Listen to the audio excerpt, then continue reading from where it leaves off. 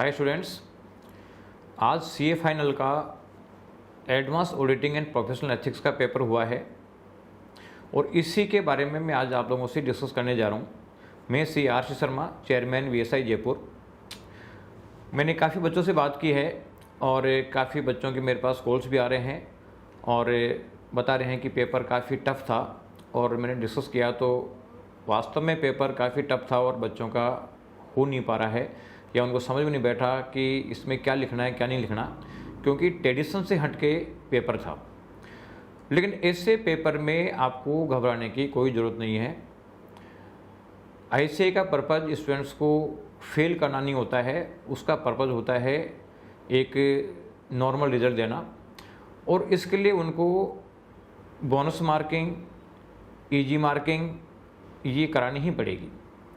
इसलिए इस पेपर में डरे नहीं और अब अगले पेपर की प्रिपरेशन में लगे। जो मार्क्स आते हैं वो इस बेस पर नहीं आते कि आपने क्या लिखा है, वो इस बेस पे आते हैं कि ICAI आपको किस तरीके से मार्क्स देना चाहता है। आपने महाभारत की एक कहानी तो सुनी होगी कि जिसमें जब महाभारत का युद्ध कंप्लीट होता है, ख़त्म होता है, पांडव जीत जाते हैं, उसके बाद में अर्जुन बताता है कि मैंने इस को मार दिया, भीम बताता है कि मैंने इस को मारा। सब अपना अपना बखान कर रहे थे, बड़ाई कर रहे थे। उस समय भगवान कृष्ण हंस रहे थे। तो उन्होंने पूछा कि भाई आप क्यों हंस रहे हो, कि भाई आप लोगों को थोड़ी पता है कि आपने युद्ध थोड़ी देखा है। जिसने युद्ध देखा उससे जाके पहुँचते हैं। और पहुँच गए बर्बरी के पास, जिसको भगवान कृष्ण ने पहले ही सर काट के और महाभारत का युद्ध देखने के लिए पहाड़ पे बैठा दिया था। जब जाके बर्बरिक से पूछा जाता है कि किस किस का क्या क्या रोल है,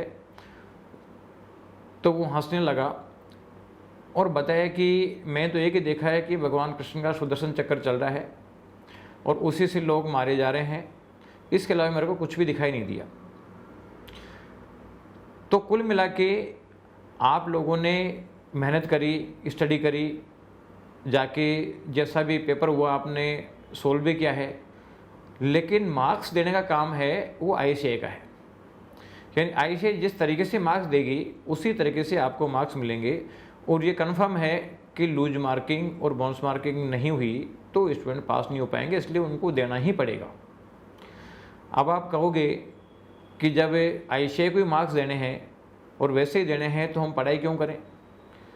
तो कर्म तो भगवान कृष्ण ने भी पांडवों से करवाया था कि नहीं करवाया था, इसलिए कर्म तो आपको करना ही पड़ेगा।